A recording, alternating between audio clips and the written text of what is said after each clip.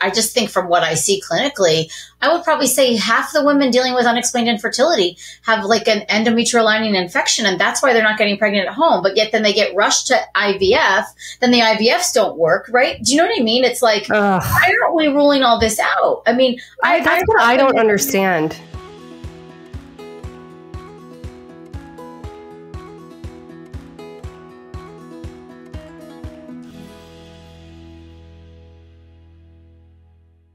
My doctor is willing to treat me as a multiple miscarriage patient, even though I've heard, which is also frustrating, that, so I guess that means all these other additional tests and blood work and the uterine lining check, biopsy.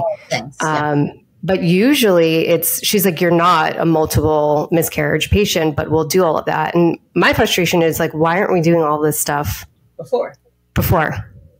I think every single woman who has been having challenges, like just the way you go to the fertility clinic and they do the HSG right away. Mm-hmm. I actually think and the saline sono is not enough, is one thing I've learned in all my years of doing it. A saline sonogram will miss things. So I think, and I understand it's a big procedure and I understand you go under anesthesia, but I think it should be standard that every woman get a hysteroscopy and uterine function testing. Would you recommend that before even doing a transfer?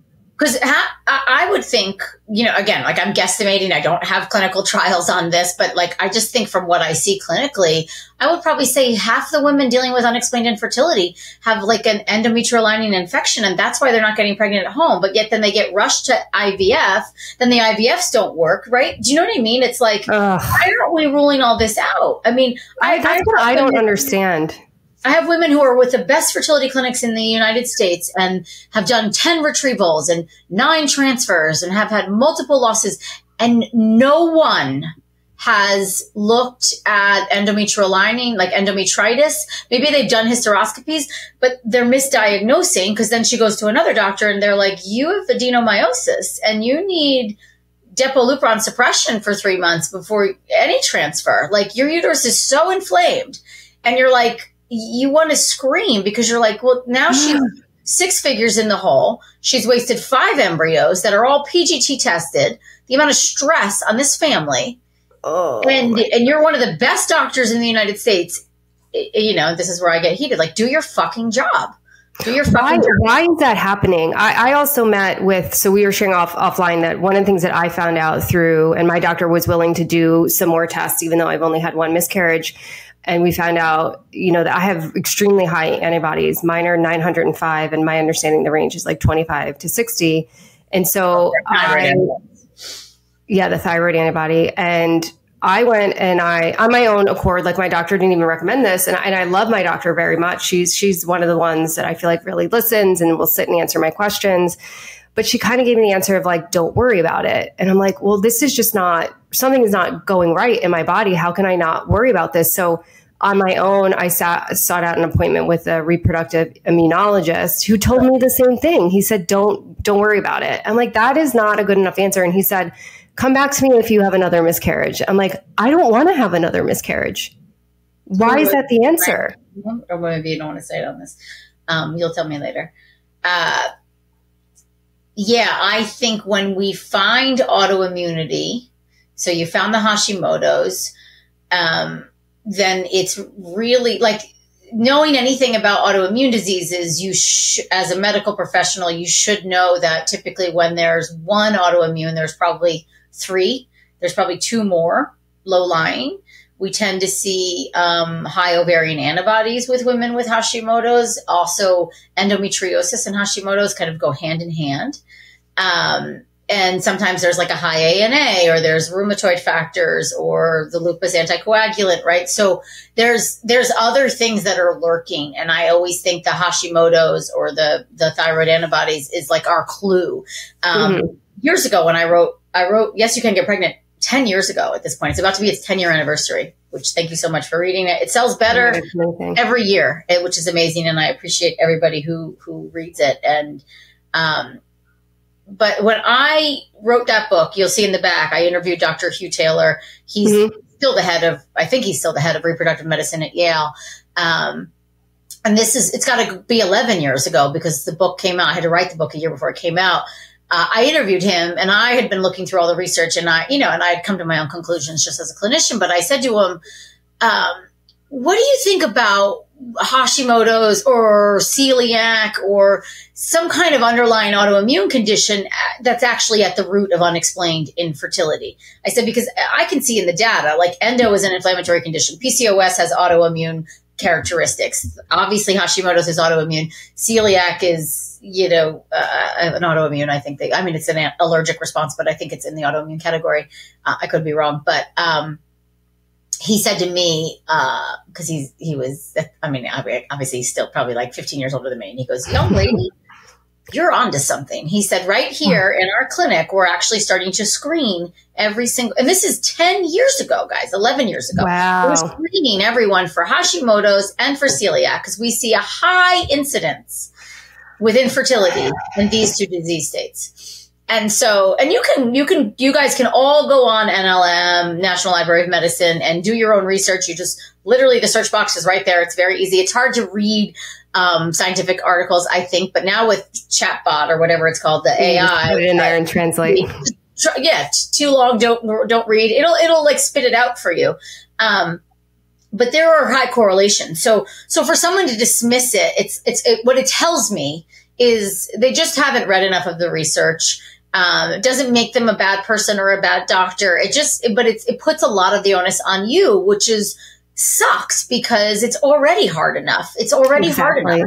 You're already overwhelmed. You're already devastated. You're already grieving. But I do think, in all of that, it's like, it makes me like want to cry. It's like, you guys are so fierce and you're warriors and you're so tenacious that you get empowered by researching this and learning more, right? Do you know what I mean? And then you're going to teach this doctor, hopefully, because you're probably not going to be the first one, that then they're going to start to pay attention and she's going to start to say, when I see Hashis, I'm going to think, when I see Hashis and I see miscarriage, I'm going to start to think about this a little bit differently, right? That's what we want. That's where change happens. It's unfortunate that not everyone is reading the same literature and not everyone's like on the same page about this. But if there's autoimmunity going on, it's like, that's the basis of the fertility challenge, 100%. And that's what, and I just had a girl, again, I think she's been at this 7 years. Her husband's a doctor. Oh my gosh. So they're at the best, clinic in New York City. And I'm doing air quotes for those of you that can't see me. And no one has done autoimmune testing on her. She comes to me. She got to pay out of pocket to work with me. Do you know what I mean? It's ridiculous, actually. Like, I love my job. I just don't understand it. Like, all the research I've been doing, and I started to see this when I started working with my acupuncturist back in November, beginning of November. It just feels like there's these two different camps not having the same conversation or collaborating. And it's just really frustrating because it does, like you said, it puts the onus on the woman to like self-advocate and do the research when you're already going through a very trying, overwhelming and hard experience. And I hope we're moving in a direction where like there's like these camps are coming together and starting to speak the same language. But my sense is that, and I do really like my doctor, but it feels the medical field to me, or my experience is that it's so narrow-minded and they're so stuck in like their protocols and what's connected to science. And this is the way we do it.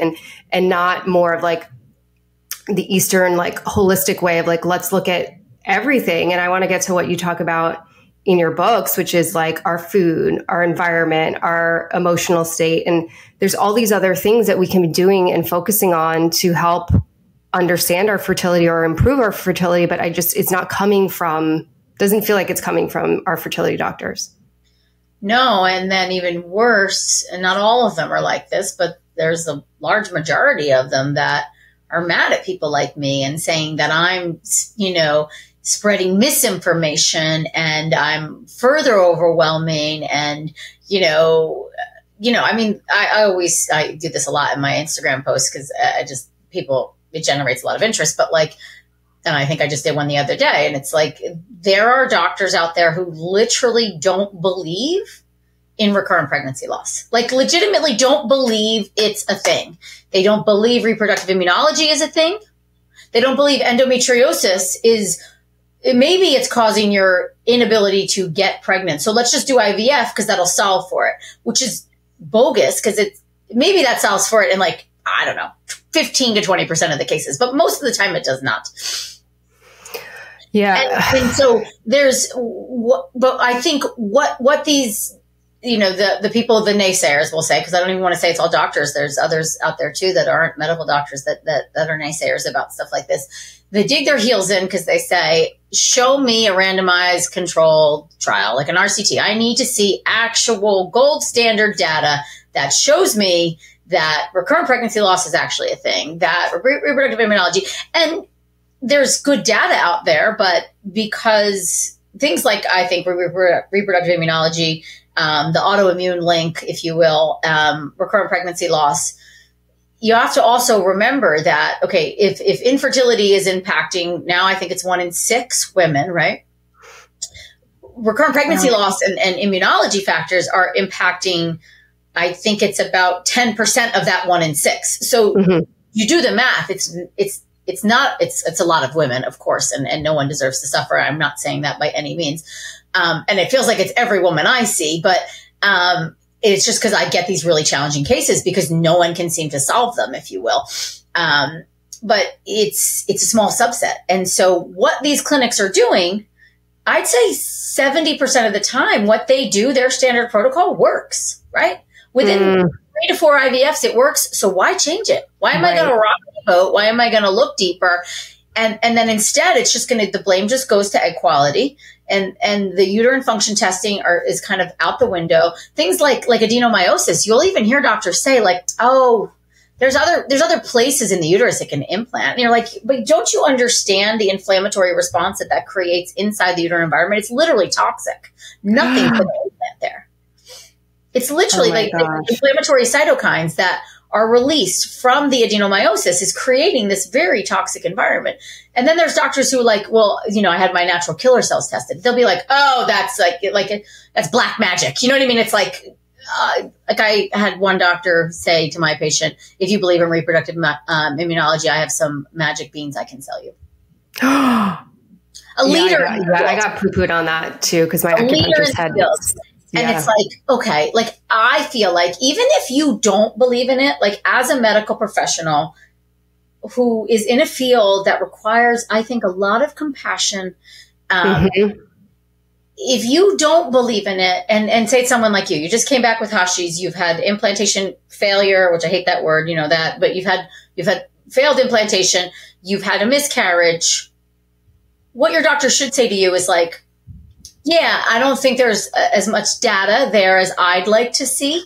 But if you want to explore it, there are a couple practitioners or colleagues of mine that I do respect. And so why don't you go see Dr. So-and-so? You know what I mean? Or let's work with an endocrinologist that maybe would think about the link between the autoimmunity and the fertility. Or let's send you to a hematologist and let them do the blood work and then let them treat that, just because it's not my area of expertise. It's not something that I am comfortable. That's what I would love. That's what I would love someone to say. I love that transparency and honesty. And I think instead of saying that, doctors are saying, don't worry about it, or there's no link to that. And I just feel for women that go through this, I don't know is not a good answer anymore, because there are reasons that this is happening. And that's why I love your content, your books. I think they're so informative. And I read them back to back, like so quickly, because it was just so much to take in and so much to learn.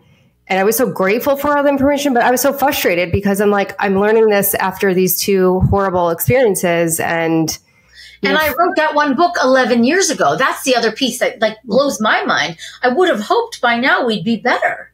Do you know what I mean? I don't understand. I think maybe it was the other book I read, the egg. No, it starts with the egg. I think it was in that book they had said how, they were like 10 years behind in like some good research or data being, discovered, and then 10 years into that's what happens. It's about a 10-year cycle. So like even when I first wrote my very first book, which was in 2010, Chill Out and Get Healthy, I talked about epigenetics, right? And that, I was literally like laughed at, like as if I made it up. I'm like, guys, there's and I was at this institution, like UCSD out in California was mapping the genome. Like I was there during that time. I remember it clear as day. Scripps Institute. And that's when they were like, they all thought, oh, we're going to map the genome. We're going to know every single disease. We're going to solve for everything. We're going to have the genetic link. There's going to blah, blah, blah. We're going to create these vaccines. None of it came true because all of a sudden they realized, oh my gosh, it's the epigenome. It's actually the genes are turning on or off depending on your lifestyle, right? Chinese medicine for thousands of years. But that was only in 2010. Now everyone talks about it, right? Everybody, everywhere you go, every practitioner you see, someone's going to talk to you about MTHFR. Someone's going to talk to you about your epigenetics. Someone's going to talk to you about your lifestyle and how it impacts things. Regenerative medicine, the whole branch of it is all focused on that now. But again, that's what, 14 years ago. You know what I mean? It's kind of fascinating. So I do think we'll eventually get there. And I do think eventually we'll be able to say, like, these are the women who are probably going to have struggles, or we're going to get ahead of it, or maybe we'll be able to find some genetic links, which I think there already are some genetic links we're finding. It's still, though, not ever going to just be in your genes because it's really about the impacts the environment has had on you and your lifestyle has had on you. But yeah, so anyway, to the point of like, I think reproductive immunology, like, listen, back when I was practicing, you know, when I wrote Yes, You Can Get Pregnant, there were like 2 docs I knew that were actually practicing. Now we have like, I don't know, maybe 20 in the US that are actually really good and practicing, and we can get women to them. We can get doctors to prescribe baby aspirin or Lovenox if there's multiple miscarriages. We have clotting factor panels. Doctors will do those now. They're seeing the correlation between TSH and success with pregnancy or implantation. We're seeing the correlations with vitamin D, right? So we're starting to see it. But like there was a research paper last January showing AMH and FSH actually are not predictors of fertility outcomes. It came out last year. No way. Doctors still have not changed their tune whatsoever. Now, the numbers were like if it's super low AMH or super high FSH, you're not kind of included in this study. But what they basically showed was women with lower AMH for their age or higher FSH for their age within a 3-year period had the same amount of, you know, pregnancy outcomes, meaning whether they did IVF or not, they wound up with their children. Wow. AMH and FSH impact fertility outcomes, though, if you're doing IVF, because it's a numbers game, right? So and that's where, obviously, if you have low or high, you know, low AMH or high FSH, you're not going to do well at a standard clinic that just has a standardized protocol for a woman that's 35 with an AMH of 1.5. You're going to not do well. You need to find. I feel like it's so, it's so on the numbers, robotic, kind of like and that's, they go to their annual meetings and they talk about like Follistim 350 is what it is for the women, and no one's individualizing care. And also I think even more, I shouldn't say no one, I think they try. But you know, I just did a consult with a woman, she's 39. She's in the New York City metropolitan area. So you would think she's at a good clinic. She's had 6 transfers, 1 pregnancy, but that ended in a miscarriage. She's making genetically normals. No, nothing. And she's like almost, you know, she's severely depressed. She has, of course. How could you not be? She's just, she was like a shell of herself on our conversation. It was devastating to see what this has done to her. And all of you guys, it's so hard, that part. Like I'm such an empath. It's so hard, but no one has done a hysteroscopy on this girl. No one has looked at her uterine environment. Not a single doctor. She spent I just really don't understand. And you know, it's unfortunate. I feel very grateful that I don't know, that I have the wherewithal or to not go right back at it. And maybe because I've been doing this podcast or, you know, I've had these type of conversations, I just couldn't imagine going back at it in the same way or just tweaking some medications and just expecting a different outcome. And I think that's what's so hard about, there is no individualized care. I think I've spoken to so many women, particularly through their egg freezing experience, that feel like they're on a conveyor belt. I know for my first transfer, I never spoke to a doctor or saw a doctor until the day of my transfer. I had lots of questions that went unanswered. And I just feel like, and my acupuncturist was the one that spoke to me the most. Like I got to sit with her and spend 30 minutes before we even did our session. And I think that's really what's lacking is just sort of this, human experience and conversations and feeling like there's space and time to have your questions answered. I think there's sometimes, mismanaged expectations. I think before going to my 2 transfers, I was just like, great, we have normal embryos. They're tested. Like, yeah, it'll work. It's like a sure thing, right? Yeah. Yeah. And that's certainly not the case. No. Well, that's it too. Like IVF isn't a guarantee. And I would even say, egg donor isn't a guarantee. Surrogacy isn't a guarantee. There's layers to all of this that, and I'm not opposed to any of it, of course. I support my girls any which way they want to bring home baby. And I think they're all beautiful ways. But I've seen challenges with all the ways, and it does feel like this sense of like, oh, you're 35, you're not getting pregnant, or you've had one miscarriage at home. Yeah, let's just do IVF. And so you kind of just think like, oh, boom, boom, boom. I just got to go through this retrieval once, da, da, da. Yeah. And then all of a sudden, 3 years later, you're still on the freaking hamster wheel and you're like, wait a second. And now you're, 60 grand in the hole and you got no answers. And so, yeah, I love my job and I feel like I wish there were more out there doing this detective work. It tends to be the non-MDs who are in healthcare that, maybe we have more time. I don't know. Like I have doctor friends. I do think I have a little bit more free time. I have a deep passion for the understanding of it all. And I would assume that reproductive endocrinologists feel the same way, but it's also the system, unfortunately, and the way it's set up. It's just, there's not enough time. Like you said, they don't have enough time to sit and have that conversation that would reveal, I think that's like my conversations reveal things to me. Like it becomes very obvious. Yes. Yes. But if you don't take that time, you're going to miss that opportunity. And then, half of our job, I feel like I was just looking at emails before I hopped on here. It's like one of our girls is about to do IVF. She's already at our push, discussed with the doctor. We're not doing the same thing again to get the same results. We're going to try something different. He says, yes. We're going to do low stim. He sends her protocol and it is the opposite of low stim. It's actually the same exact protocol he did last time. She sends us the message. She's like, what do I do? He's also the same guy that wouldn't test her for endometriosis, even though she's had now, I think, 3 chemicals. Oh my gosh. Almost. Then he tests her, it comes back positive. He says, I'm going to give you 3 days of antibiotics. And I wrote back, I said, no, you need at least a 10 to 14 day. It's like, oh, he can test that. I have to get her research to then send him. He then agrees. Stop it. Yeah. Listen, why is that the case? I have a friend of mine who, like even when we're advocating for ourselves, we have to like push back. Like I have a friend of mine who just had a 6th IUI not work, and she wants another saline sonogram, and her practitioner is saying no. Yeah, I was like, don't ask, just tell them. After 6, I would push for the hysteroscopy, but what they're going to say, and we all know it, it's like it's your egg quality. Even if she's 34, it's your egg quality, unfortunately. And you're just going to have to do IVF. And then they're still not going to check the uterine cavity for that first IVF. They're not going to check the uterine cavity until you've had 3 failed transfers of PGT normals.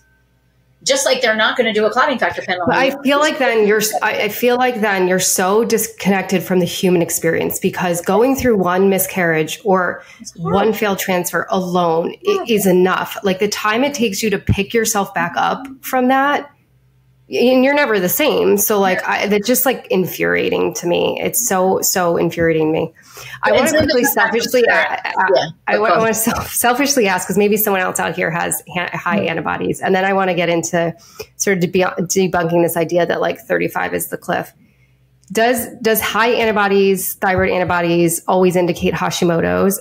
And yes. So what is, if someone else is listening that has the same issue, what does someone with Hashimoto's do about that to help their fertility? So my book Body Belief is all about Hashimoto's basically, but all about. I'll have to get another. But you're getting it through the others. I'm just saying it out loud because I wrote a whole book about it. But Hashimoto's or any autoimmune, is telling us there's autoimmune activity going on in the body. Hashimoto's in particular is your you're creating thyroid antibodies, right? And you're attacking your thyroid gland to the point where eventually it will stop working on its own. Right now, you might still be in range. Your TSH and free T3 and free T4 might totally be in range. So no one's going to do anything. Western medicine, nothing to do. You just have these antibodies, not a big deal, because your thyroid's just perfectly fine. Eventually, though, your thyroid will get attacked, and then you will depend upon these medicines to function, because your thyroid is the master of everything. On the other side, the more, like, I would even just say functional medicine side, because there's plenty of MDs out there who really see the correlation and will treat Hashimoto's before it attacks the thyroid to the point where it can't function. So autoimmunity tells us, I guess, a couple things, right? That there's, I would say, gut dysbiosis. We need to look at the overall gut health and the microbiome. There's inflammation going on in the body. So there's like an inflammatory cascade that's happening as a result of the antibody load. And one thing I was taught, years ago, kind of studying Hashimoto's deeper, is treating gluten, dairy, and soy like an allergy. Because they're all, the proteins of each of them are all very oddly similar to the certain thyroid proteins. And so anytime you consume it, it triggers the autoimmune activation. Okay. And so, but I will say, like, I used to be really, really, really, really, really firm about that. And I still am, as we're in the healing environment of that. I do think, and maybe it's more my clinical experience, but also just like looking at data over time, I do think that if you really focus on healing the gut and improving nutrient absorption and regulating the microbiome, there probably is space for those foods again in your life, but it probably won't be for a few years, if I'm really honest with you. Yeah. And in a case of a woman trying to conceive with a history of loss, I'm going to say to you, we ain't touching it. Like, I have girls all the time, right? They get pregnant, they have Hashis, they've been off gluten, dairy, and soy.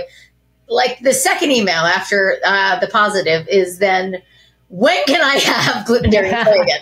And I'm always like, at least, like, we can reintroduce in the third trimester, because I want the child to have some exposures. And we're really selective about how we reintroduce and what, like, kind of gluten, dairy, and soy it is. But yeah, no, we're not changing anything, especially if there's a history of a loss. We're not changing anything, at least I wouldn't. Trimester. Yeah. And so, but I guess what it means, so the other thing too is, like, once you have the antibodies, you're never, and there might be people out there that argue this, but as far as I can tell, you're never going to not have Hashimoto's. You're just going to get to a point where you have lower or even undetectable antibodies, which is great. Mm-hmm. And listen, even with antibodies, what'd you say, 900? I've had girls in the 600s still be able to get and stay pregnant, right? But maybe they were in the 2000s at one point and we got them down. So it's really about the balance and bringing them down. It's about looking at the overall inflammatory symptoms. I know you said you just did a GI map. That's where I would probably go to. The egg quality diet, like the elimination diet, to me is the, and again, I did a lot of research on this and I talked to lots and lots of, GI docs and endocrinologists and functional medicine docs. The best way to heal the gut is through an elimination diet. Like, it's kind of the only way. And it takes time. You got to give it at least, egg quality diet's 100 days. That's really geared at improving egg quality. If I have someone with Hashis, it's going to be at least 6 months, where we're going to play around. We do get to reintroduce, we do get to see, but I'm not going to let you reintroduce gluten, dairy, or soy in those 6 months at minimum. And hopefully in that time frame, you have success and you get pregnant. So I am no longer a coffee drinker. Coffee is something I gave up in revamping my diet for my fertility health, which is very hard to do. But luckily, I found something amazing to replace it with, and that's my morning matcha that I use Kuli Moringa for.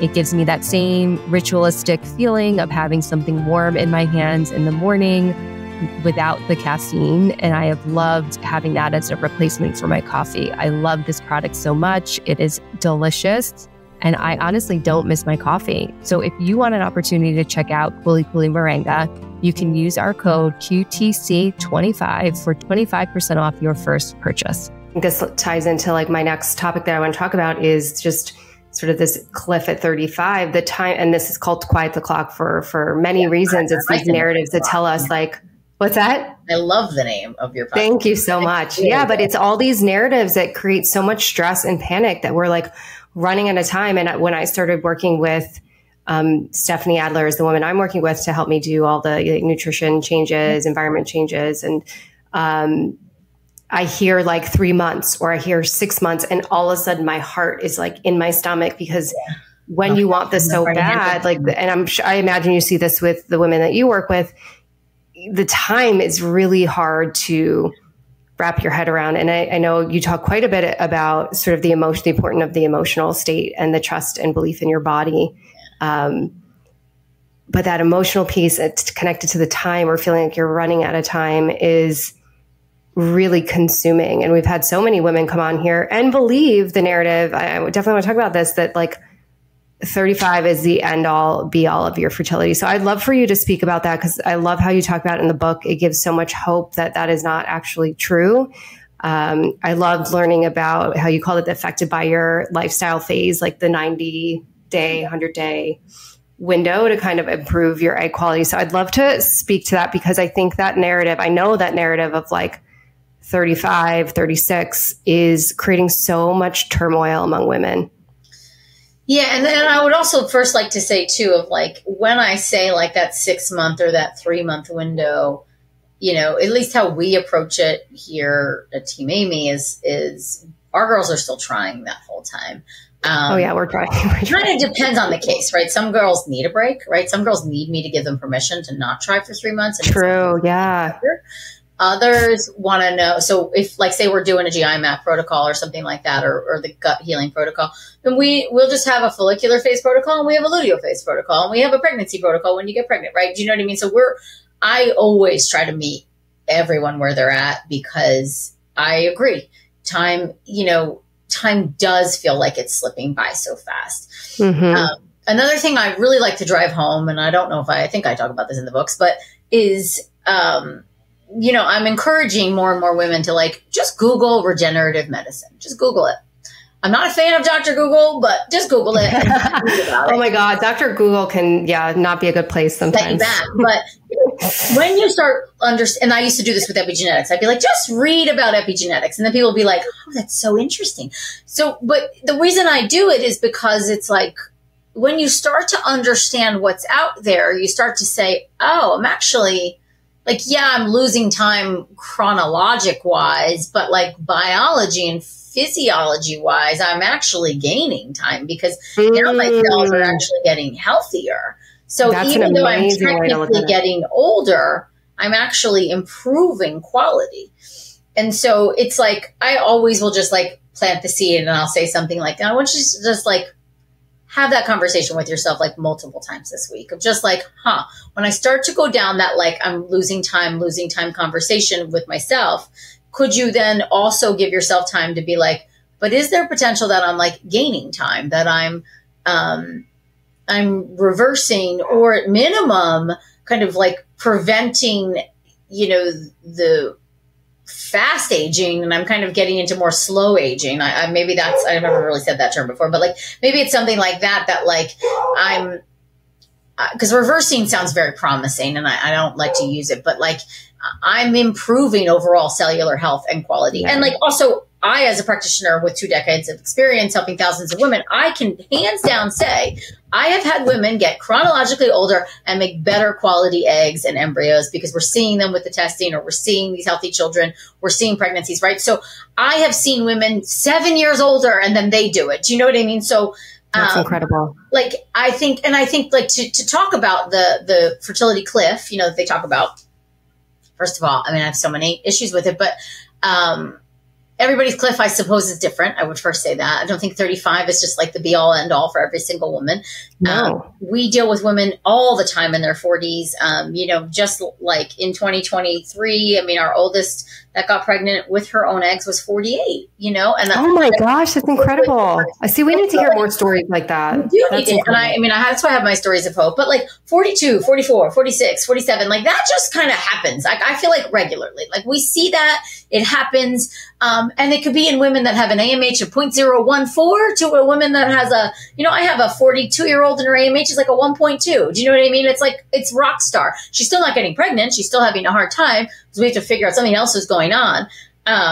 But so this whole fertile cliff thing, I think that someone decided that I think that is when maybe we're shifting, our decline begins towards, we're getting closer to perimenopause than we are from menarche, which is when the period begins, right? So this like midway point. There's one research paper, I have it linked out in my link tree on Instagram because I find it fascinating. And it was a very large study, I think several thousand eggs and embryos they looked at. And what they found was, so women in their, call it 30 to 35, it's something like 80% of their eggs are still good and 20% of them are bad. And then you go into like the 35 to 40 category, and it kind of goes to like a 70, 30, 60, 40. That 60% of the eggs are still good. And I think if you want to err on the side of caution, just say that 60% of your eggs are good. And you hit 40, maybe 50% of your eggs are good. 43, then you're going to go down to 40, right? Does that make sense? And so, so yes, our ovarian reserve declines, although there's 80 research papers from the last 20 years that are actually questioning whether or not we're really running out of eggs. There are ovarian stem cells that have been identified. They've actually been made into embryos in labs. There's question around that because, and that's like a very heated debate in the medical community because that rocks everybody's world, because that means the dogma, and it is a dogma, it is not a fact, the dogma from which they were like raised on in the reproductive endocrinology world, that we constantly are running out of eggs. If that is challenged, everything goes. I mean, but that's all we know, and that's all we heard is like you are losing eggs constantly. And so we also know, and this is clear, this is fact, this is in studies. People say it all the time now. Women in menopause still have about 1,000 eggs left, so we're not running out. And I want like everybody to really feel that you're not running out. I would even say if you were 42 or 38 and your AMH was like a 0.2, you probably still have a few thousand eggs left, right? So it's about, as Dr. Murphy, who I work closely with, it's about finding the good one. You know what I mean? And I think nature's good at that. I think so. It's about optimizing. So it's like, sure, there is this pressure time-wise, and I think there's also pressure time-wise because of the other narrative that we all came into this world with of like, this is how I want my life to look by the time I'm 35, right? Exactly. So exactly. That's where the emotional work comes in of like, can we get into the trusting of the timing of our lives? And can we, I'm very spiritual. Can we get connected to the spirit of this child or these children that want to come through and actually kind of like respect their timeline instead of forcing our timeline? I love that. Don't be the soccer mom that decides they have to become a professional soccer player because you didn't become one. Do you know what I mean? It's the same thing of like, no, you come in when I say to come in. Do you know what I mean? It's like, wait a second. These are little people that are choosing to come into this world. I think they know when the right time is to join this family too. And so our job is, right, I think it's Oprah or Deepak, luck is when preparation and opportunity come together. Like basically, like there is no such thing as luck. You're prepared to receive the opportunity. That's kind of how I see it. So that's what I see my work as, like the work you're doing. We're preparing the body to receive when it's ready. If you're making normal embryos, the body's ready. There's something else. You know what I mean? And so I believe too, if I get spiritual about it, these little people that are still in the spirit realm they're pushing you to figure out what else is going on deeper so that you can be the mom they need you to be for the duration of their life. Well, I'll share with you, I did do, and I haven't shared this here yet, but I did do a spirit baby reading, and it was just that they, and other people who, are supporting me and I work with so the spirit baby, well, there was two that this woman saw, just said they needed me to get stronger and cleaner. And another person put it to me like, thank this baby or these babies that are waking you up to your health. Because before I thought I was healthy, but there's more going on in my body that I didn't realize. And there were more ways that I could be taking care of myself that I wasn't. And, a lot of the stuff that you talk about in your book in terms of like environmental toxins, like I revamped my whole kitchen. I revamped a lot of my products. Like I just was not awake to those things and those changes. And so while it's been so devastating and heartbreaking, I did stay connected to that there's this bigger purpose here. And in terms of like the time or how I've struggled with like the time to like make these changes, I've just become excited about the overall like knowledge I have about my health and these health changes for myself, for my family, for my future babies. I feel like proud of that. And so I think that's another way or mindset to have that I want to offer to other women, because it can be really hard. And it's a lot to make these changes. But for me, staying connected to this overall picture that like I'm doing so much more for my body and my health and my family's health, it's been like tremendous. Well, that's it too. I mean, if we do step back and really think macro, it's like, you know, I'd venture to say the world is in a shaky place right now. And, you know, environmentally, you know, politically, like there's a lot of chaos. And so I do believe too that, you know, the more kind of we are in our power as women when we head into motherhood, you know, we're like the stabilizing force that will allow for shift back in, you know. And so like if you kind of think of it like that, and it's still like, it's still devastating. Your time is still your time and your losses are still your losses. And so there still has to be room for grief, and there has to be room for anger, and there has to be room for frustration. But there's also like this greater understanding, you know. And I've also, again, been doing this a really long time, that I have like I always say I have the luxury of being optimistic, because I really do see it work out for everyone. Yeah. And I've never, ever had a woman, not, of course, like they still feel that pain and that loss, and any, you know, I think any loss, whether it's a failed implantation or a miscarriage or just loss of time, it molds you and it shapes you. But I think it also is helping you become who you're meant to be in this world. But I've also just never had a woman, when they get to the other side, not say to me, like, now it all makes sense. You know what I mean? Like, oh my God. I know it always does. And when we talk on this podcast about these narratives of time or running out of time, whether that is fertility, motherhood, partnership, relationship, job, it's like you turn around and it does all work out, and it works out in a way that you never imagined. It works out in a way that you couldn't have even imagined. It's better than you imagine. It's really this, you know, and part of my intention with this is because there was so much angst for me. Like I met my partner later in life. I got, you know, I didn't know where things were going with motherhood. I froze at 37, I got pregnant naturally at 39, had my son at 40. There was a lot of angst for me there. But then you get to the other side and you're like, you know, and so it's trying to like save some of this time and this angst and just being in trust that it all works out and makes sense in the end. And it does. For me, it certainly has. And I think too, then there's other layers to it too, of like I say this a lot too, and maybe it's something you guys can roll around in your mind of like, just because you might be on the other side of 35, or because you feel time ticking, or someone told you your eggs are running out or you're falling off this cliff, does that mean you're stopping? Does that mean you've closed the door to your dreams because this person has told you? Or like, so just answer me that. Because if it is, then fine, close the door, we're done. See ya. You know what I mean? And everybody's like, absolutely not. No. And I'm like, so right. Letting them like rule your fucking life. You know what I mean? Like, no, you're still like, for as long as you menstruate and ovulate at home, you're going to be trying. For as long as, if you want to go to the clinic, I mean, I was at the clinic the other day. I work out of a fertility clinic up here in Westport. And there was these women having a conversation. One of them was not my client. One was. The one that was not my client reveals I'm 53. Like, you know, I'm going to be 50 soon, which is insane to me. But I don't necessarily see myself wanting to be a mother in my 50s, although I don't judge that she wants that. But anyway, she's 53 and she has 3 embryos on ice that they've just collected. They did do ovarian PRP, but she's still menstruating at 53. There's still eggs in there. We're collecting.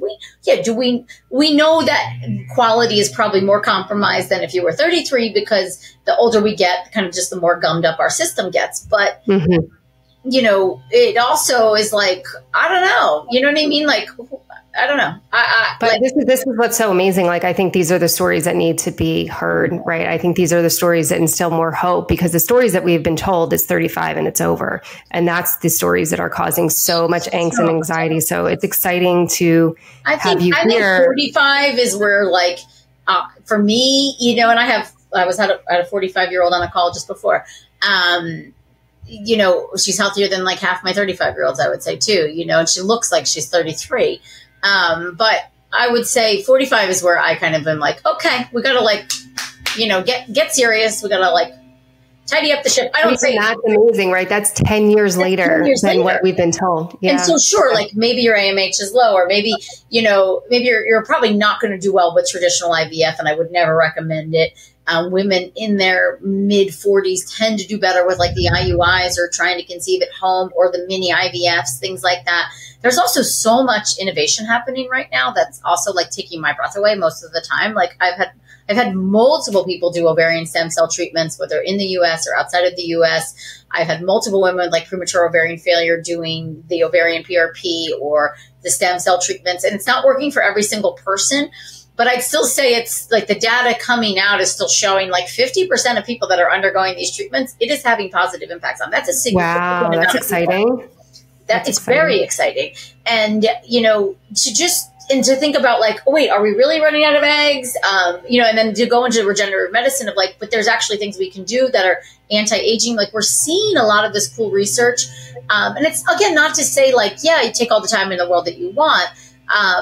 I still think we want to be smart and proactive about it. But I think this like pressure of 35 and it being over, I would like us to put that at like 42, 43, 44, 45. And I don't feel that way, but I mean, from the medical perspective, I would hope that they start to shift that number up.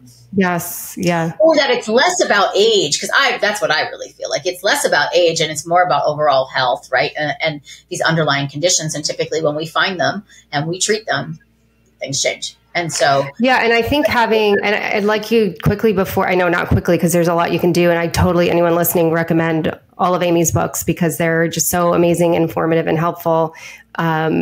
Just a few things that women who are listening, who are maybe thinking about egg freezing or about to go through IVF, like some of the things they can do to help improve their egg quality. Because I think for me, that had I known all the things I know now through reading your books, and I know time definitely comes up and it sort of puts this pressure, but I would have waited like 3 months and done all of these things that I've learned through your books and then done my retrieval or then done my IVF round. So if you could quickly share a few, and again, I recommend all your books to everybody. And I think anyone listening should get them because they're really, really helpful. And you break everything down in a way that is not overwhelming. It's so manageable. It's so digestible. It makes it really easy to understand and implement. So, I know you offer a lot in those books. So anything? Yeah, I think books, but I mean, I think if I had to break it down, what I see as being super duper important for egg quality and hormones that like most women are not prioritizing when they get to me.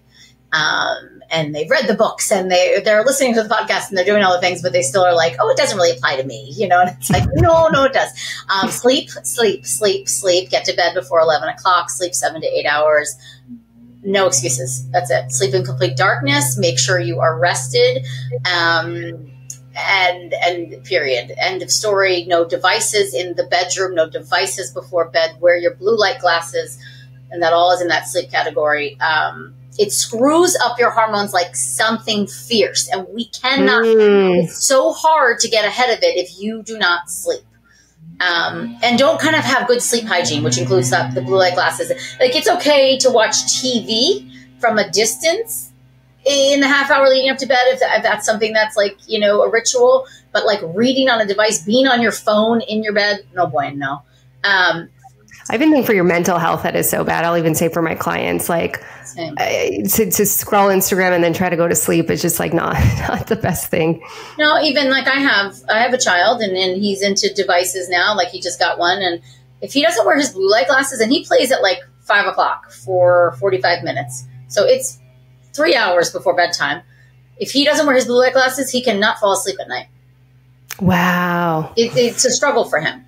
And we have drawn the correlation. My husband, of course, is like, Aimee, that's you being your crazy self. And I was like, no, just watch. And then he's like, my husband's totally on board now. He's like, you're 100% right. These blue light glasses make all the difference. So I think personally, when the sun starts to go down, these glasses go on if you're on screens. So that's number one. Number two would be to stop skipping meals and stop intermittent fasting. Don't go more than a 12 to 14 hour fast.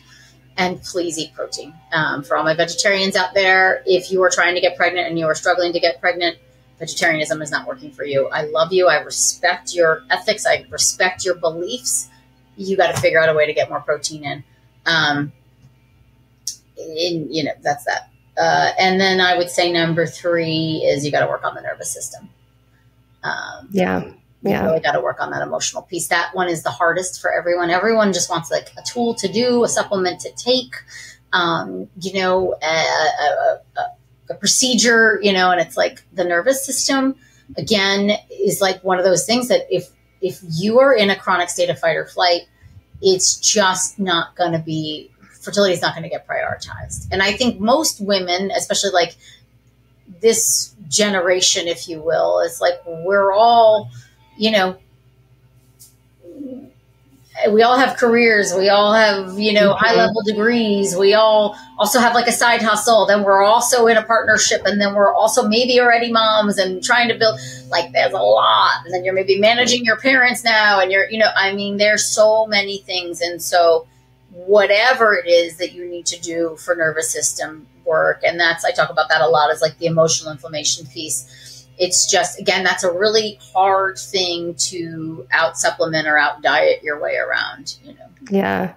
And I think, like, to your point, that's sort of the hardest piece. I think a lot of the women that have been on here I've spoken to are really like highly successful, ambitious, type A, doing a million things, like you said. And so you give us something prescriptive, we'll do it and we'll stick to it. But I think, yeah, that social emotional piece, it can be very, very hard. And I think about all the women I've interviewed, I mean, mostly like New York City area or LA. We are in LA, and it is that same like hustle, like constantly hustling, constantly doing a million things, like always filling our plate up.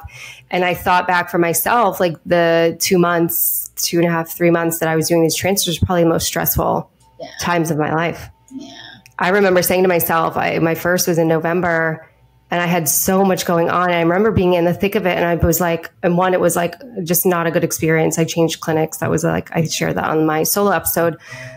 But there were moments when I'm in the middle of it and I'm like, why did I do it this month? And it was my impatience. I didn't want to wait. And so, and that's it. I think it's like checking yourself too. And it's like, and also forgiving yourself. Like I would put forgiveness in that category of that nervous system work, where it's like, you know, you can look back now and say that, but like to beat yourself up for it continuously is probably, you know, the worst thing you can do. And you know that. It's just more like, I was doing the best I could for my level of consciousness at that moment in time. And I feel anxious or rushed because I want this child so bad, you know? And so like meeting yourself with that level of like understanding and compassion, I think is highly powerful.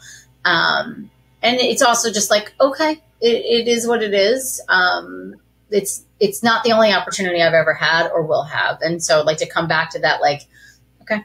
And like, yeah, sure. I can have some, I wouldn't like you to have regret, but like, I can see how I can do it differently going forward. That's how I would look at that. Yeah. And that's totally it. And that's all that, you know, to keep myself in a grounded sort of healthier state is all the things that I'm trying, the takeaways of like, okay, I've learned this. I know going forward, like, you know, slow down. And yeah, I'm really just trying to take this all as learnings and also things that I can pay forward, because if I can prevent one woman from going through what I went through, I'm happy to do that and continuing to share what I learned. So I so appreciate you being here and sharing all that you know. I think it empowers women with more knowledge and, you know, advocacy and a voice to be in doctor's office and not just settling for, don't worry about it, or I don't know. Yeah, no, don't settle for that. Yeah. Well, thank you so much for being here. Before we wrap up, can you just tell everybody where to find you or how to work with you or someone on your team? Yeah, I think everything's on my website, aimeeraupp.com. And you can find my books on Amazon, I think is one of the best places, or on my website. And yeah, I think follow me on Instagram. I'm also on TikTok. I've been a little lax on TikTok lately, but those are my 2 platforms that I kind of have the most, if you will, fun with. And really, you know, I think I give a lot of really, I think, solid, good, free information. So even just following me there, I think can be very inspirational. And I'm always giving away like PDFs and video series and things like that. So, you know, I know there's a lot of us out there now, and it's hard to find like who to trust and who to, so see if I'm the right fit for you. And I totally get that if I'm not, you know, but yeah. And awesome. You know, hang in there. That's what I would say. Hang in there. And don't let other people tell you what your timeline is. Mm-mm. Oh, I love that. I think that's a perfect place to wrap up and end. Thank you, Aimee, so much for being here. I appreciate it.